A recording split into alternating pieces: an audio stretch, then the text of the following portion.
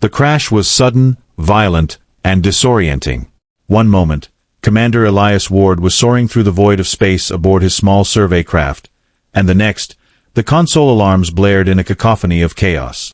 A malfunction in the propulsion system, one he couldn't have foreseen, threw his vessel off course, sending it spiraling toward an uncharted planet. Elias barely managed to stabilize the descent, but his ship wasn't meant for atmospheric re-entry. As the vessel broke through the thick, violet clouds, the friction ignited the hull. The ground rushed toward him at an alarming speed. He braced for impact, gripping the controls with white-knuckled hands. Then came the crash. Elias awoke to the sound of wind howling through the shattered remains of his ship. His body ached, his head throbbed, and his suit's life support system blinked red in warning. The planet's atmosphere was breathable but strange, denser than Earth's, carrying a faint floral scent. The gravity was slightly heavier, making every movement feel sluggish. Surveying his surroundings, Elias found himself in a barren expanse of jagged rocks and crimson sand. The sky was an alien palette of orange and lavender, with two suns casting an oppressive heat. His ship was a smoldering ruin. The distress beacon was functional, but it would take years for anyone to respond, if they even received the signal. With grim resolve, Elias scavenged what he could: a survival pack, a plasma cutter, a water filtration unit, and a damaged communicator. He set off toward a distant range of mountains, hoping to find shelter or resources. He didn't know it yet, but his journey was about to lead him into the heart of an unimaginable world. The first signs of life came 3 days later. Elias had been wandering the rocky plains, his rations dwindling, when he stumbled upon strange tracks in the sand. They were elongated, almost avian, yet humanoid. Intrigued and desperate for help, he followed them. The trail led him to a lush canyon hidden within the mountains. The arid landscape gave way to an oasis of verdant vegetation and shimmering waterfalls. It was here that Elias first encountered them. The alien women emerged from the shadows of the canyon like ghosts, their movements graceful and deliberate. They were tall, with lithe frames covered in silken skin that shimmered in shades of blue and green. Their eyes were luminous, resembling twin moons, and their hair flowed like liquid silver. Each carried an aura of otherworldly beauty that made Elias freeze in his tracks. At first, they were cautious. Their language was a symphony of melodic tones and soft clicks, incomprehensible to him. They surrounded him, their weapons, delicate but lethal-looking, held at the ready. Elias raised his hands in a universal gesture of peace, his heart pounding. One among them stepped forward, her presence commanding. She was taller than the rest, her features sharper, her gaze piercing. With a series of fluid gestures, she seemed to signal her intent. Elias didn't understand her words, but he recognized the universal expression of curiosity and caution. Slowly, he reached into his pack and retrieved a small translator device.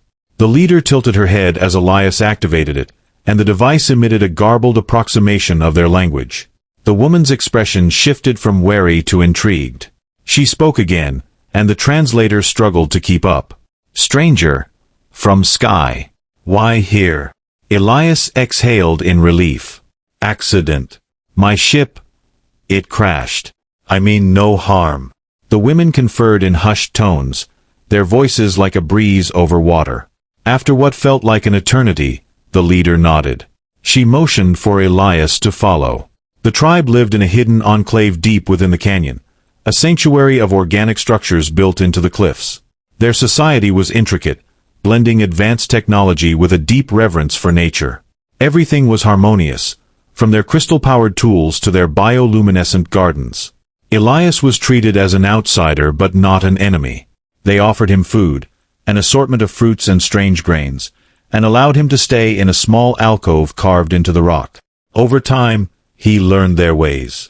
Their language, though complex, began to make sense with the help of his translator. They called themselves the Vayal, a word that roughly translated to keepers of balance. The tribe consisted solely of women, and Elias learned that their reproduction was a carefully controlled process involving a symbiotic relationship with the planet's flora. This fascinated him, but he quickly realized the topic was taboo and stopped asking questions. Days turned into weeks, and weeks into months. Elias worked alongside the Vayal, helping where he could. His knowledge of mechanics and engineering proved invaluable, and he repaired several of their tools in exchange for their hospitality. Despite their initial aloofness, some of the women began to warm up to him. One of them, the leader who had first confronted him, became his closest ally. Her name was Liraya, and she was both a warrior and a healer. She taught him about the planet's ecosystem, its dangers, and its beauty. In turn, Elias shared stories of Earth, painting vivid pictures of its blue oceans and green forests. Their bond deepened over time, though it was fraught with cultural misunderstandings. Liraya was fiercely independent, and her people valued communal harmony above all else. Elias, on the other hand, was driven by a stubborn individuality that sometimes clashed with their ways. Yet, they found common ground in their shared curiosity about each other's worlds. 4 years passed. Elias became a part of the tribe, though he never stopped searching for a way home. The Vayal had no means of interstellar travel, and his communicator had long since failed.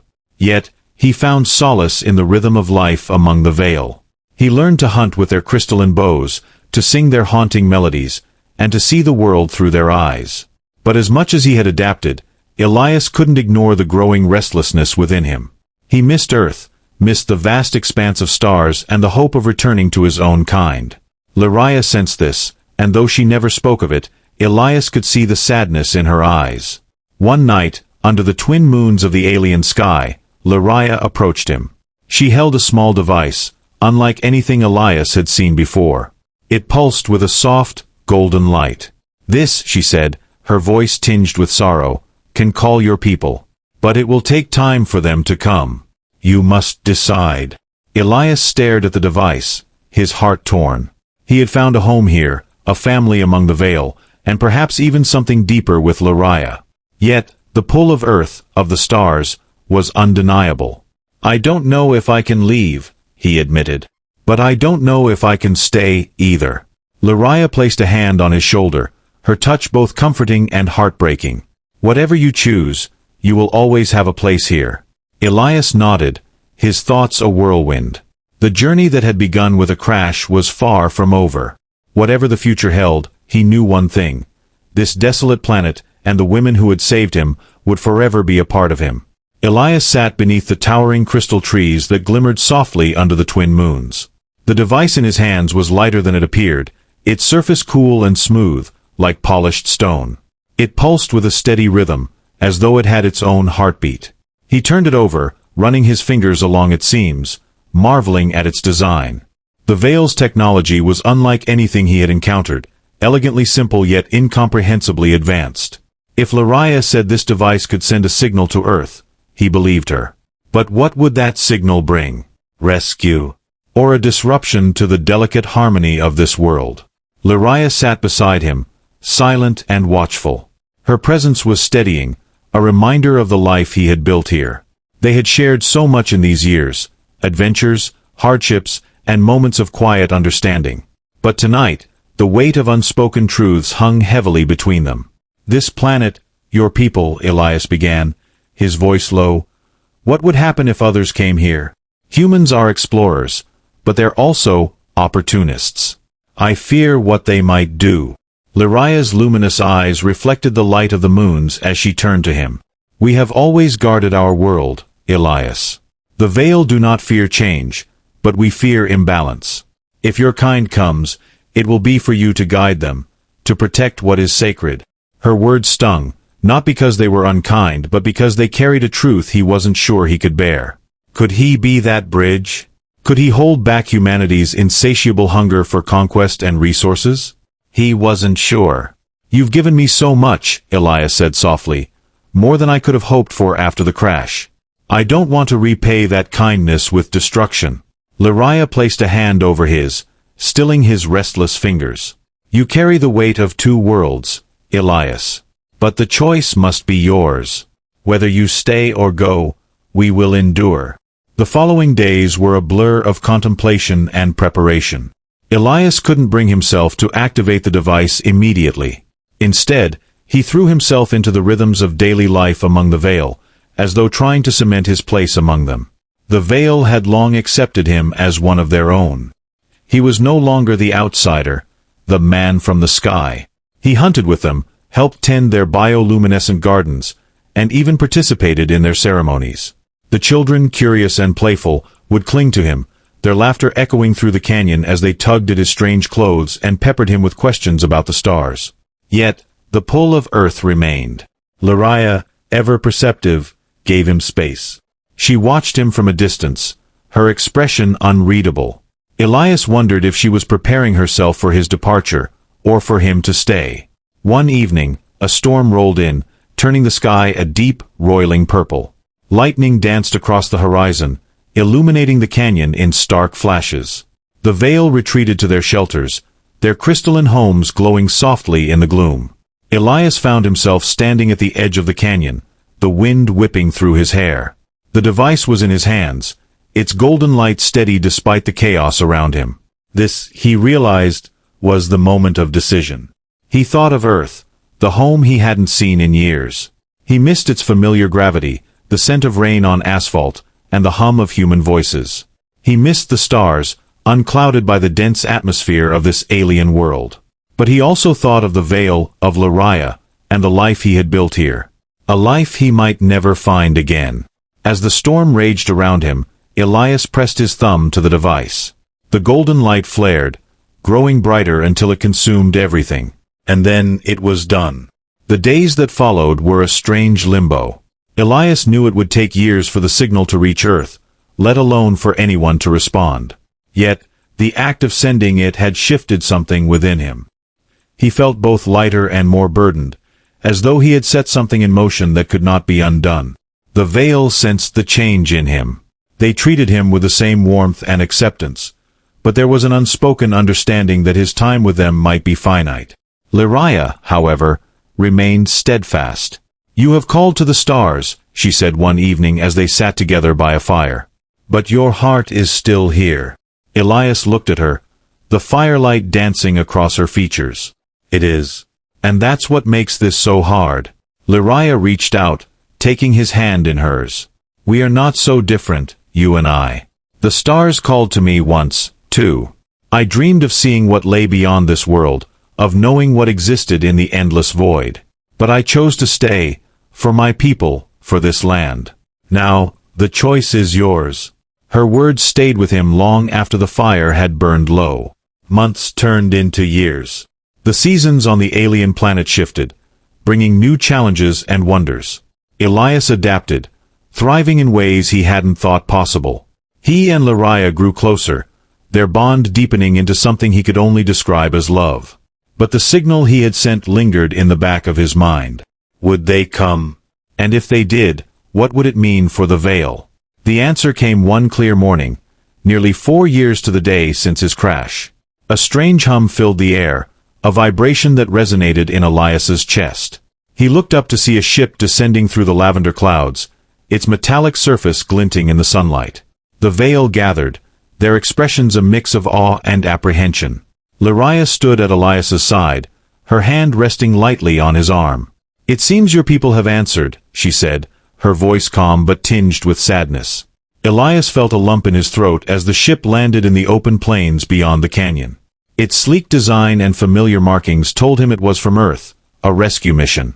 He turned to Liraya, searching her eyes. "I don't know if I can leave." Her gaze softened, and she reached up to touch his face. "You must follow your heart, Elias. Whether you go or stay, you will always carry us with you." As the ship's ramp lowered, Elias took a deep breath. The choice was his, but the weight of it was almost too much to bear. Would he return to Earth, to the life he had left behind? Or would he stay on this alien world, with the people who had become his family? As he stepped forward, his heart pounding, he realized that whatever decision he made, he would never truly leave this place, or the woman who had changed his life forever. Elias approached the Earth vessel, his steps deliberate yet hesitant. Each crunch of his boots against the alien soil felt like a decision cemented in time. Behind him, the Vayal watched in silence. They had gathered on the canyon's edge, their iridescent forms glowing faintly in the morning light. Liraya stood apart, her expression inscrutable, though her luminous eyes betrayed a deep well of emotion. The ramp of the ship lowered with a hydraulic hiss, revealing 2 figures in familiar Earth-standard exosuits. Their visors reflected the alien sky, but as they descended, one of them raised a hand in greeting. "Commander Ward." A woman's voice crackled through a speaker, distorted but unmistakably human. "We're here to bring you home." Elias hesitated. The words should have filled him with relief, with joy. Instead, they felt heavy, like an anchor pulling him in two directions at once. For 4 years, home had been a dream, a distant hope that had kept him moving forward. Now, faced with its reality, he wasn't sure he could leave this world behind. "Elias Ward?" the second figure asked, stepping closer. His voice was softer, almost cautious. "You're alive. Against all odds, you survived. That's remarkable." Elias nodded slowly. "I'm alive," he said, his voice barely more than a whisper. The two rescuers exchanged glances. The woman removed her helmet, revealing a face worn by years of travel but kind, with sharp eyes that missed nothing. "We've been looking for you since your distress beacon first transmitted. It took years to triangulate the signal. When it finally reached us, we weren't sure if it was still active." She gestured toward the landscape. "This place, how did you survive here? Are there others?" Elias turned back to the Vayal. The tribe stood unmoving, their luminous eyes fixed on him. He could feel the weight of their trust, their acceptance. These weren't just others.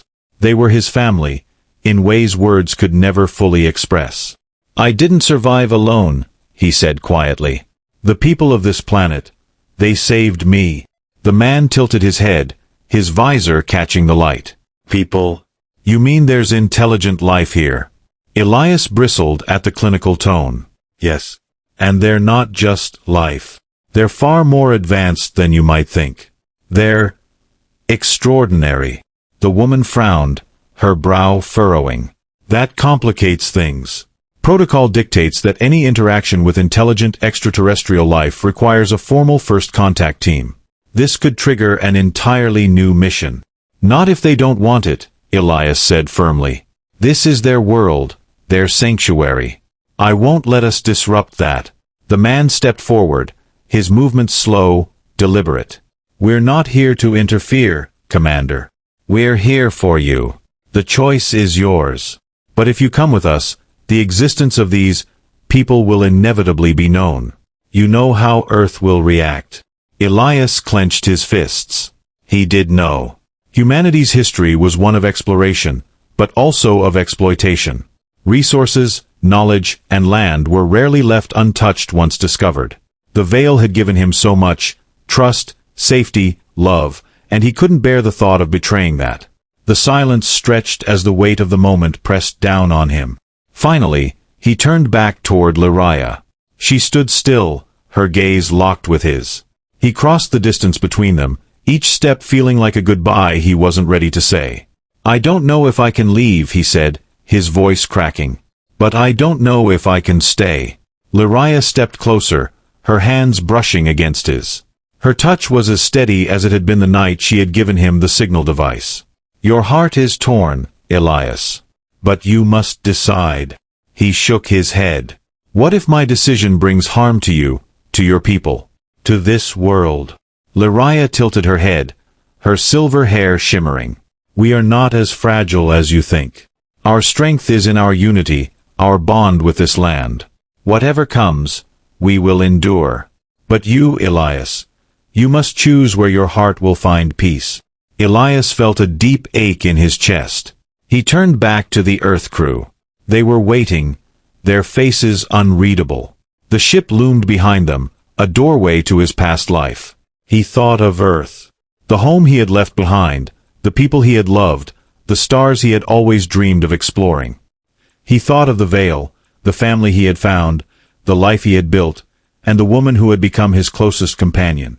The answer came not in words, but in a feeling, a quiet certainty that settled over him like the warmth of sunlight.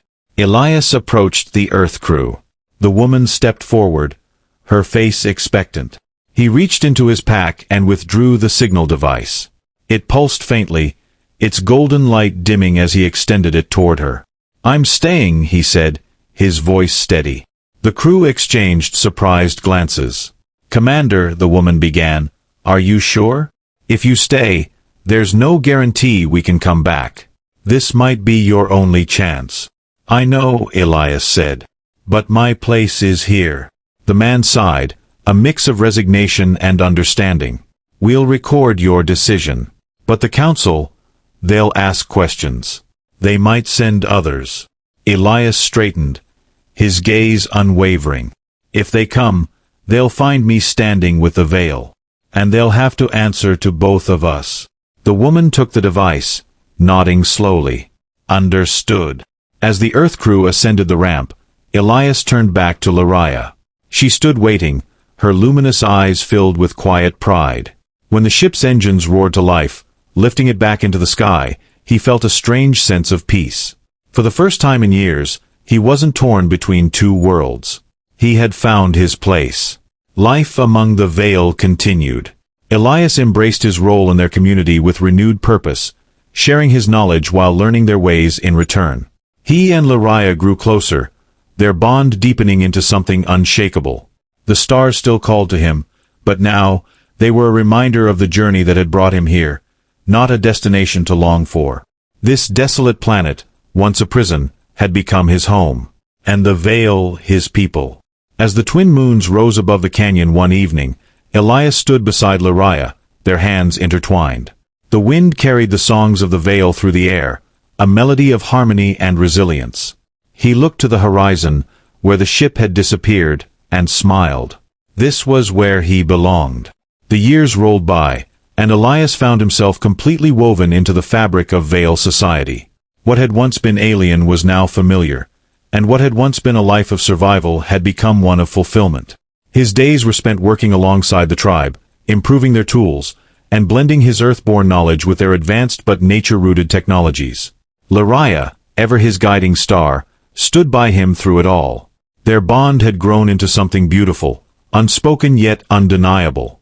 They were partners in every sense, their lives intertwined not just by circumstance but by choice. The Vayal accepted this union as natural, even celebrating it with a ceremony that filled the canyon with glowing lights and harmonic songs that echoed under the twin moons. Though the thought of Earth and humanity still lingered in Elias's mind, it no longer carried the weight of longing. He had found peace on this strange world, and more than that, he had found love and belonging. It was nearly a decade after Elias had first crashed that the skies brought an unexpected sight. One of the children, now grown into a young scout, came rushing into the canyon with news. Another ship had descended, this time on the far side of the mountain range. Elias's heart clenched. Could it be Earth again? The council, after all these years? He and Liraya gathered a small group of scouts and made their way to investigate. The trek was arduous but familiar. As they reached the crest of a jagged ridge, the sight that greeted them caused Elias to pause. The ship bore markings of Earth, sleek and modern, with a design far more advanced than the one that had come for him years ago. Yet it wasn't a rescue vessel. The size and configuration suggested a survey or diplomatic team. Elias's fears of exploitation resurfaced, but Liraya placed a steadying hand on his arm. "We face this together," she said. The landing site was bustling when they arrived. Humans, dressed in streamlined uniforms, were unloading equipment and setting up camps. When the crew noticed Elias and the Vayal group approaching, they froze, their movements hesitant. Elias stepped forward. His Earth-standard flight suit was long gone, replaced by the woven fabrics and crystalline adornments of the Vayal. Yet his stance and expression carried the authority of someone who had been both explorer and survivor. "Who are you?" he called out, his voice firm but not hostile. A tall woman in her 50s stepped forward, her silver hair tied back, her uniform crisp. "Commander Elias Ward," she said, recognition lighting her features. "We've been searching for you." Elias frowned. "Searching? After all this time?" The woman nodded. "You may not know, but your signal wasn't forgotten. Your story, the fact that you survived out here, became a mystery the council couldn't ignore. When we sent a team years ago, they reported your refusal to return but provided minimal details about why. Now, with advances in technology and diplomacy, we were sent to see if you're still alive and to assess the situation." Liraya stepped beside Elias, her regal bearing radiating calm authority. "You come as friends or as invaders?" she asked, her words carrying the weight of a people who had endured far more than they showed. The commander of the Earth team inclined her head. "We come in peace. Our mission is to observe and understand, not to interfere." Elias studied her, searching for signs of deception. He had grown adept at reading intent, and what he saw in her face was curiosity and respect, not malice. "If you truly mean no harm," Elias said, "then you must abide by the Vayal's wishes. This world is their sanctuary. They saved my life, and I owe them everything. I won't allow Earth to take from them." The commander raised her hands in a gesture of surrender. "We've learned from our past mistakes, Commander Ward. We're here to listen, not to conquer." Over the following weeks, the Earth team lived up to their word. They shared knowledge sparingly, asking permission for every interaction and following the Vayal's strict guidelines. The tribe, cautious but curious, eventually welcomed the visitors in small numbers, allowing them to witness their way of life. Elias became the bridge he had once feared to be. His role as translator, mediator, and protector ensured that both sides respected each other. Liraya, too, played a vital part, her wisdom and calm presence earning the respect of the Earth team. The bond between the Vayal and the humans grew slowly but steadily. The Earth team recognized the fragility of the balance and refrained from introducing technology or concepts that might disrupt it. In return, the Vayal shared insights about their harmonious way of life, their intricate connection to the planet, and their advanced yet sustainable technologies. Years later, Elias stood on the same ridge where he had first seen the Earthship land. Below, a small but flourishing outpost had been established, a collaborative effort between the Vayal and a select group of Earth researchers who had been invited to stay. The outpost wasn't a colony or a base of exploitation, but a place of mutual learning and respect. Elias's hair was streaked with gray now, and lines of experience marked his face. Liraya stood beside him, her silver hair cascading like a waterfall, her luminous eyes as vibrant as ever. They had built a life together, one that blended the best of both their worlds. As the twin moons rose, Elias took Liraya's hand. Below them, humans and Vayal worked together, their laughter and songs mingling in the cool night air. The harmony he had once feared would shatter had instead grown stronger. "I never imagined it would end like this," Elias said, his voice warm with gratitude. Liraya smiled, her expression soft. "This is not an ending, Elias. It is a beginning." Elias nodded, his heart full. For the first time in years, he felt complete, not torn between two worlds, but standing at the meeting point of both. As the stars glittered above, he knew he had found what he had always been searching for. Not just survival, but a home, a purpose, and a love that transcended worlds. And it was, indeed, a happy ending.